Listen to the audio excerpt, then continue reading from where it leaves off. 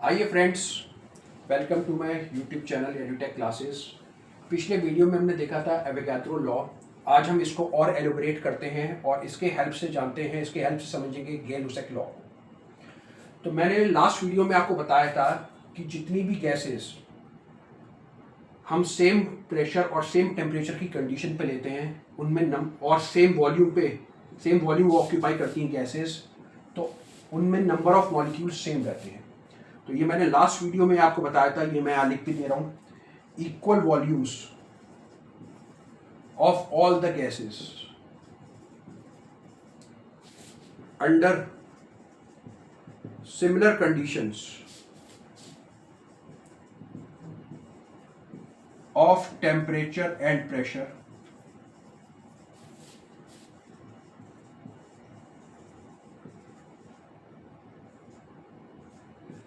contain same number of molecules। इन सब में molecules जो होंगे वो सेम रहेंगे।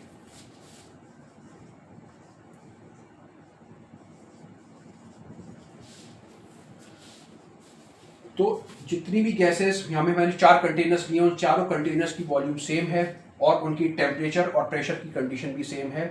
तो आप कोई भी गैस ले लो आप, जिनकी प्रेशर और टेम्परेचर की कंडीशन सेम होती है और सेम वॉल्यूम ऑक्यूपाई कर रहे होते हैं गैसेस, तो उनमें नंबर ऑफ मॉलिक्यूल्स भी सेम होंगे। जैसे मैंने यहाँ नंबर ऑफ मॉलिक्यूल्स n लिए हैं, ओके। इक्वल वॉल्यूम मैंने सबकी यहाँ पे v ली है। तो v वॉल्यूम पे सारी गैसेस जो है, हाइड्रोजन हो, क्लोरीन हो, चाहे वो ऑक्सीजन हो, चाहे वो नाइट्रोजन हो, तो उनमें same number of molecules present होंगे। तो अब आप देखो, इस पे डायरेक्ट रिलेशनशिप एस्टेब्लिश होती है हमारी वॉल्यूम और नंबर ऑफ मॉलिक्यूल्स के बीच में। हमारी डायरेक्ट रिलेशनशिप एस्टेब्लिश होती है between the number of molecules and the volume of the gases. अब अगर मैं सेकंड कंटेनर की वॉल्यूम को डबल कर दूं और प्रेशर और टेम्परेचर की कंडीशन सेम रखूं, तो इसकी वॉल्यूम अगर मैं डबल कर देता हूं,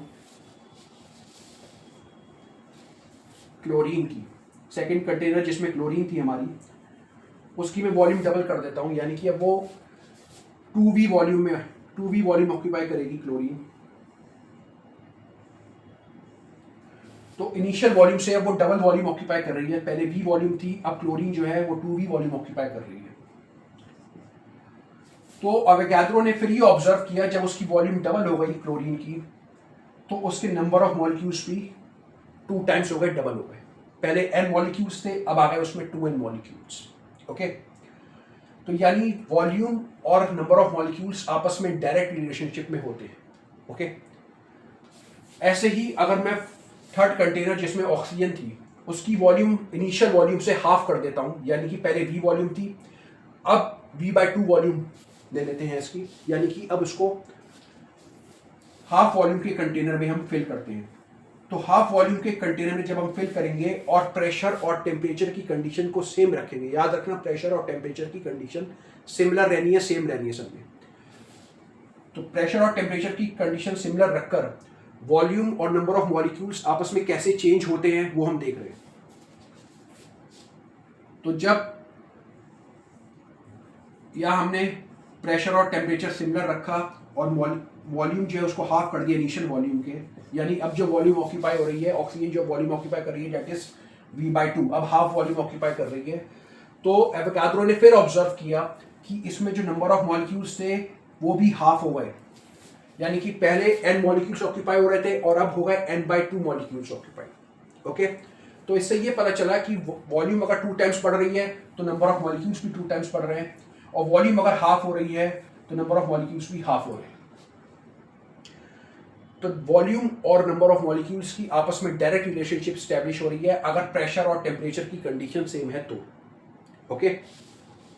ऐसे ही आप लोग मुझे बताएंगे अब कि अगर नाइट्रोजन, जैसे फोर्थ हमारा कंटेनर है, इसमें नाइट्रोजन है, तो इस नाइट्रोजन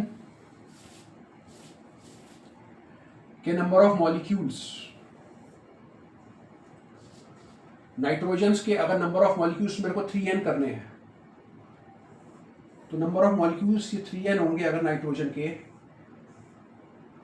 पहले n मॉलिक्यूल्स थे, अब 3 टाइम्स हो गए उसके, यानी कि इनिशियल वैल्यू की 3 टाइम्स हो गई अब न्यू वैल्यू। तो नंबर ऑफ मॉलिक्यूल्स जो 3 टाइम्स हुए, तो वॉल्यूम आप मुझे बताइए कि वॉल्यूम कितने टाइम्स बढ़ेगी। तो वॉल्यूम जो है वो हो जाएगी 3 टाइम्स। ओके, तो अगर आपको मॉलिक्यूल्स 3 टाइम्स, उन्होंने मॉलिक्यूल्स 3 टाइम्स पढ़ा है, तो उसके लिए वॉल्यूम भी उन्हें 3 टाइम्स लेनी पड़ी, यानी कि उनको 3 टाइम्स बड़ा कंटेनर लेना पड़ा। जब इनिशियल कंटेनर उन्होंने लिया था उससे 3 टाइम्स ज़्यादा बड़ा कंटेनर लेना पड़ा, तो उसी में 3 टाइम्स ज़्यादा मॉलिक्यूल्स आ रहे थे। ओके, तो मॉलिक्यूल्स, अगर number of molecules 3 times increase होते हैं, उसके साथ साथ वॉल्यूम भी 3 टाइम्स इंक्रीज होती है। ओके, तो यानी जितने टाइम्स, अगर वॉल्यूम 2 टाइम्स बढ़ी तो नंबर ऑफ मॉलिक्यूल्स भी 2 टाइम्स बढ़े, वॉल्यूम हाफ हुई तो नंबर ऑफ मॉलिक्यूल्स भी हाफ हुए। तो यानी कि जितने टाइम्स वॉल्यूम इंक्रीज हो रही है या डिक्रीज हो रही है, उतने ही टाइम्स नंबर ऑफ मॉलिक्यूल्स भी इंक्रीज और डिक्रीज हो रहे हैं। ओके, इसी तरह अगर हम नंबर ऑफ मॉलिक्यूल्स को 3 टाइम्स कर रहे हैं, तो इसका इफेक्ट वॉल्यूम पे क्या आ रहा है, तो वॉल्यूम भी 3 टाइम्स हो गई। तो जितने times number of molecules increase होंगे, उतने ही टाइम्स वॉल्यूम भी इंक्रीज होगी। ओके, तो ये एस्टैब्लिश रिलेशनशिप एवोगाड्रो ने हमें बताई between the molecules and the volume of the container, okay, or the volume occupied by the gases.